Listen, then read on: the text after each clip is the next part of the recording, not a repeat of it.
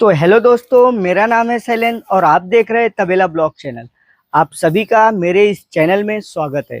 तो दोस्तों, मैं आज आपको बताने वाला हूं कि आप अपने पशुओं को किस प्रकार से चारा डालें और कितना टाइम, क्या टाइम होना चाहिए। पशु को आराम भी बहुत ही ज़्यादा देना होता है, ध्यान देना पड़ता है दोस्तों कि आपका पशु दूध कहीं कम ना कर दे। तो उसके लिए आपको करना क्या होता है कि जो हम चारा डालते हैं वो चारे को तकरीबन 4 घंटे का गैप रखना बहुत ही जरूरी होता है दोस्तों। 4-4 घंटे के अंतराल में आप पशु को चारा खिलाएं। मिनिमम 4 घंटे का गैप आप रखें दोस्तों। उससे होता क्या है कि डाइजेस्ट सिस्टम में काफ़ी अच्छे से वो 4 घंटे के भीतर चारा पच जाता है। तो आप भी दोस्तों इस बात का बहुत ही ध्यान रखें कि आप अपने पशु को 4 घंटे के अंतराल में चारा डालें।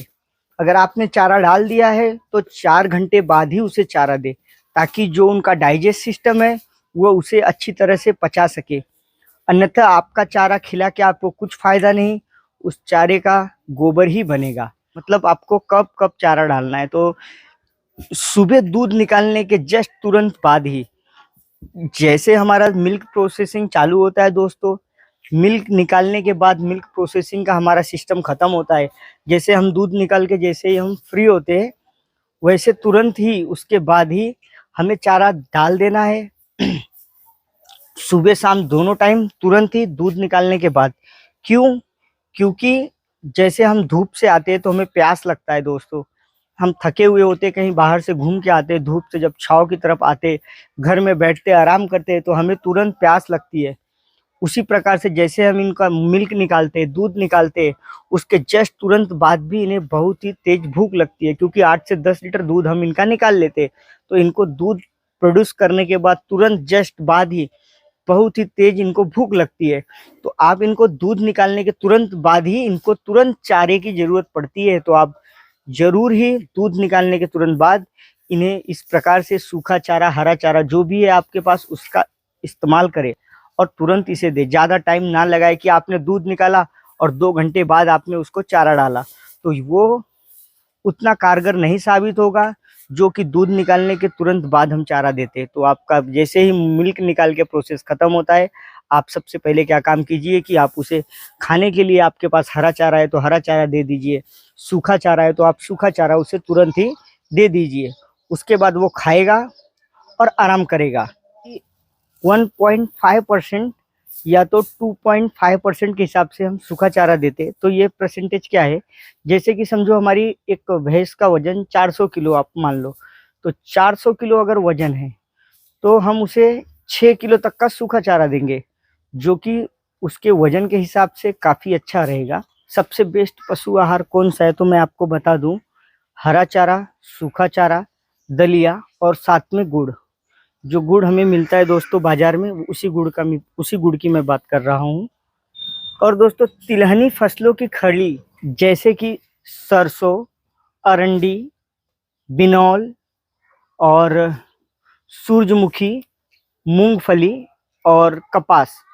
तो दोस्तों, इसमें होता क्या है कि हमें मुख्य रूप से दाने के आहार में हमें 3 चीज़ देना चाहिए। जैसे कि किसी भी प्रकार का अनाज हो, उसे हमें पानी में भिगो के रख देना है 8 से 10 घंटे। वो फूल जाएगा, सूख जाएगा, तो उसके अंदर हमें किसी भी अनाज का छिलका, जैसे कि मेरे पास आप देख सकते हो, ये है इस प्रकार का गेहूं का छिलका,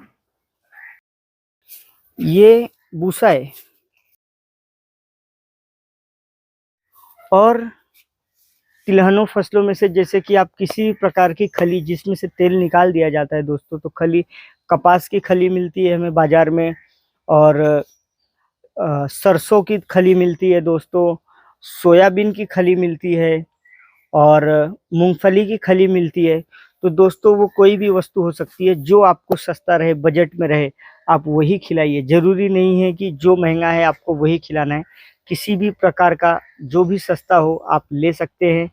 बस हमें ध्यान इस 3 चीज़ों का रखना है कि एक अनाज का कोई भी दाना हो दोस्तों, पहली बात, अनाज का कोई भी दाना दूसरी बात, सूखे के लिए हमें किसी भी प्रकार की किसी भी अनाज का हमें भूसा ले लेना है, जो कि इनके डाइजेस्ट सिस्टम के लिए काफ़ी कारगर साबित होता है।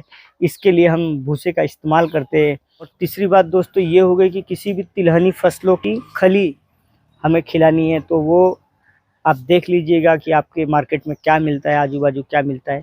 अगर आप ये 3 चीज़ें खिलाते हैं दोस्तों, तो बेहद ही आपकी भैंस दूध देगी और लंबे समय तक देगी, और उसे कोई जल्दी प्रॉब्लम नहीं आएगा।